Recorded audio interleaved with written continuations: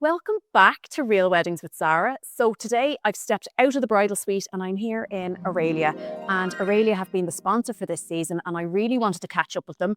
I have had so many conversations with them over the last few years at the wedding show at the RDS. So today I just wanted to have a little bit of a longer conversation with them. Now, we will be talking about aesthetics, cosmetic surgery, you name it. But I will say that there is listeners' discretion advised. Now, over 10 years ago when I got married, there was very little conversation, or at least open conversation, about aesthetics, Botox, fillers, the works. Now it's flooded in our social media channels, and some of the information, I have to say, some of it I find a little bit misleading. So today I really wanted to come back and speak with an expert here to really get under the hood and go through the different pieces. So again, just for yourselves, I will be talking about some sensitive topics. So if it's not for you, that's okay. But for those of you who really want to get the right information, let's get stuck in. Dr. Salman, thank you very much for joining me today. I know it's busy day in the office. But look, can you tell us a little bit about you and, of course, Auralia and what you do here? Super. Well, Sarah, great to see you again. Yes. Welcome to my home. I know. I live here. I know, practically. My name is Dr. Salman. I'm here, 25 years. We Wow. started this business 25 years ago. We're the longest standing in the field. Operated on thousands of people. But thank God now we're at the peak of our performance. We're expanding soon. And what does that expansion mean? Well, we're a big facility. We have 3 operating theaters. We have, at the moment, 16 beds. We have ultrasound, x-rays, and high dependence unit, but we're looking to add another 20 beds. And a dedicated floor for bariatric surgery, which is also something we do. Okay. So we're just getting bigger and better. We have a fantastic bunch of people that works with us and have a fantastic management team, all homegrown, young, energetic people. So I'm really looking forward to it. I know. And you know what? You can feel it as soon as you walk in. There's just, because you think, oh, you're walking into this place. It could be scary or daunting, but the energy's great. People are in great form. The staff they're so much fun. But you see, first, we don't operate on sick people. So you're here for a dramatically different purpose and you want to be comfortable. Yeah. And we, nobody comes in for surgery and procedures like that where basically they're excited in a way, but they're also apprehensive. So we want to make that apprehension as little as possible. Yeah. You can see we have a fish tank, which has a great calming effect on you before surgery. The place doesn't look very clinical, but still quite clinical. Yeah. The staff are geared up for your comfort. So we do whatever it takes to make you comfortable during that journey. Yeah, So no, you can feel it. Definitely when you walk through the door, it's calm and everybody's having a great chit chat. But look, when a bride comes to you, right? Because we know that in terms of what you do, there's so many different spectrums from light touch stuff, right, through the heavier stuff, which we'll get to later. But when a bride comes to you, what is the majority of brides coming through the door looking for? Well, you can divide brides or any patient to two different type of groups. You have people coming for simple things. I want my skin to glow for my day. I want to look my best. Not really looking for anything dramatic or any surgery, and that's right. Or somebody who has skin condition, acne, birthmarks, which we need to sort out for her big day. And then on the other category, you have ladies that, of course, now their bridal cysts change because we have a lot of ladies that have 2-3 kids and then they decide to have their big day and they need a little bit more because we need to restore some of the effect of having children, for example. So they're a different category. And of course, we have a third category who are people now who are starting another lease of life where basically they've been in a relationship and they get married again. Okay. And usually might be a little bit more mature woman and they would be looking for facial aesthetics or any procedure of that type. So the brides... they're all different. Over the last 10 years, have you seen any dramatic differences in terms of what people are coming through the door looking for? Oh, absolutely. But not only in the bridal scene, it's in general. Okay. People are more open about aesthetic surgery. Yeah. A bit of it is there's no stigma with it anymore. And also the availability of it. People want to look their best. Yeah. And they have it available. So they see sometimes surgeries that would correct things that they've been apprehensive about for years. And didn't think that they could ever do, or they have to go through this big lengthy hospital system to get it done, I would imagine. That's part of it. But for example, like you breastfed 3 kids, your breast has changed dramatically. Yeah. And some of those ladies actually they're uncomfortable to show it to their partner, to the father of children. And that's something to carry every day with you in your life. So now they know there's something to be done about it to boost their confidence and give them a better quality life. Yeah, look, I get that. Well, look, can we talk about, you mentioned the bridal glow, like the skincare piece. Can you talk to me about, like, what are those things you can get done to get that glow, and what's the sort of time frame you need to be thinking about? Well, the most beautiful thing about brides is they always plan. Yeah. Grooms are terrible, right? But brides plan everything, and which is great, because you need a bit of time to even try things. Because, if you don't like it or it's not up to your satisfaction, we might need to tweak it a little bit. And of course, sometimes with simple injectables, you can get bruising. So you don't want to do it 2 weeks before your wedding. That's madness. So planning is quite important. And then we put a structured plan to what we will do, and then we do it on stages. Give yourself 6-7 months. Try it. Then for your day, you look optimal. And I just rule, I would not touch you a month before your day. Why? Because we want everything to settle down. If there's any bruising, goes, and you look the best. And also sometimes skincare takes time.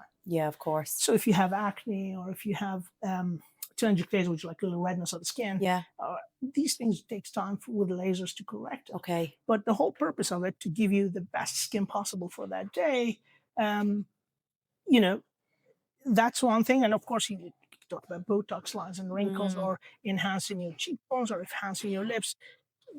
The trick, really, in my opinion, it should look so natural that nobody knows it was done. Nobody knows. Nobody should come and say, "Oh my God, you had your lips done. That's terrible." You say, "Oh my God, you really look well." This is the difference between done right and because you do see an awful lot of it not done right. Unfortunately. I know. And this, I know. But look, I see on social media a lot, hashtag tweakments. What exactly are tweakments? Little adjustments here. Okay. Social media is a fantastic tool, but it's a double-edged sword. We'll come to that in a second. Tweaks is, come in and let's put a plan. Tell me what you wish to achieve, and let's see if your expectations are realistic or it's achievable. Because there's no point you spending money and not getting what you want. And we will, like, if I see you, I will tell you the truth. Don't do this, or don't do that. Gotcha. That won't deliver for you. Or you have to don't look at one piece of the jigsaw. The nose sits in a face, so it has to all link together. Of course. Beautiful, voluptuous lips on a soft feature lady looks out of place. Gotcha. So we need to tweak it to your overall look. Even sometimes I discuss with them, hairstyle. Because the hairstyle will influence how your face looks. How are they going to be wearing their hair? Of course. If for a bride, say, what are you going to do with the hair for your wedding day? Or even sometimes we talk about, okay, well, let's try this and see if you like it. But in my opinion, you should try this better. And I really generally don't tell you what to do unless we're talking about a sort of general plan. My God, there's so much to consider. But you mentioned there before, like, corrective procedures. And look, I was having a chat with the team. I didn't realize that you did actual corrective procedures, because I suppose my understanding of yourselves and seeing you at the wedding show at the RDS was, real beauty orientated. But then I thought, when the girls were telling me about, you can get, ears pinned back, you can do all of these different things. Like, what are corrective surgeries? Well, corrective surgery goes into a couple of categories. So one is like it's an aesthetic procedure. If your ears are asymmetrical, or you have one ear sticking out, that's simple. But sometimes you have scars from accidents, of course, or childhood injuries. Oh the Hurley here. There was the split. That was the back garden off the coal bunker. A few of those. So these things can be corrected. Or you have extremes. Like we had to help a lady who, unfortunately, when she was young, she's from Eastern Europe, and she had to work in a farm with a chainsaw, and she sustained this massive injury. She's this beautiful girl. We can help her with that. And as a matter of fact, we actually do 5 cases a year, free of charge. If you have a case to make, write to us. And 5 cases a year we do free of charge. No way. So if a bride is listening to this, has like something that is corrective, like an accident or something like that, they make their pledge to you, and then you'll review them, and you take someone in. We put all the cases together and make a decision. And we take a year, because we have to have people writing to us, and then we sit as a panel and decide, well, you know what, we can help this lady, we can help this lady, we can help this lady. Right, I'm just making note of that for myself now. The Hurley hit on the face, lovely. And like time, so if somebody does want to get something corrective done, like, you know, is that bridal timeline of like a year out from your wedding enough, or do they need to be planning longer? It depends on the procedure. Okay. Please, like the actual problem I have is where the mother of the bride comes to me Okay. 8 weeks before the wedding asking Panicking. me for a facelift. That's not going to happen. Wow. Okay. Because one, I'm busy. I'm booked for about 3 to 4 months. Yeah, yeah, But second is you won't have time for recovery. yeah, But thank God brides don't tend to do that. yeah, So brides come to you at least a year before and say to you, I'm getting married next July, not this July, next July, and I want to do this and I yeah. want to do that. And usually they know exactly what they want. The only time where I have an input, or for example, they come to me about their tummy because they had 3, 4 kids, and say, would I need lipo? Would I need a mini? Would I need a full tuck? And this is where we give them the opinion. The opinion, yeah. You know, the way Kris Jenner had this massive transformation, like, so she had this massive facelift, like, and it's just everybody's talking about it. Like, she looks like like she looks exactly like Kim now, pretty much. Although you can kind of tell because we know what she looked like before. Like, what sort of recovery time would she have had to have for that? Because she rose from the ashes out, and then everybody was like, "Oh my God." Okay, to be honest, like these are unrealistic achievements. Really? Right? Doesn't happen. Like because many women will look at the Kardashians and they look at, you know, Kris Jenner, a woman in her 60s, and go, no, geez, I think she's nearly 70. But they look at that and go, I want to do that. You see, this is the second edge of the social media we touched on earlier. Yeah. The reality of it, a lot of these things are not true.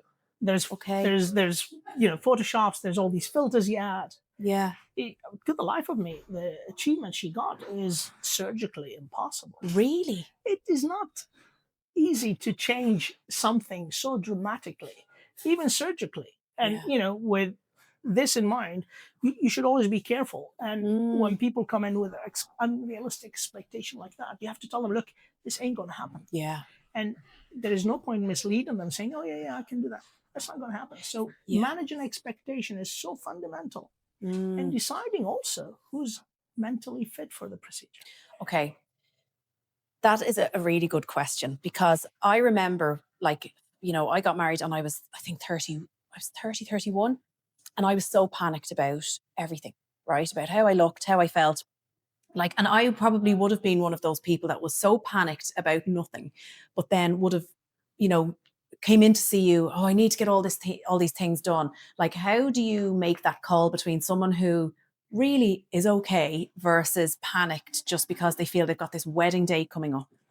Well, look, the reality of it is, first you have to see, do they actually need it? Because what they're telling me and what I'm looking at has to match. Yeah. And if it doesn't match, that's a recipe for a disaster. Gotcha. So you have to put things in perspective. So first thing is be realistic about it and say, you don't need it, sorry.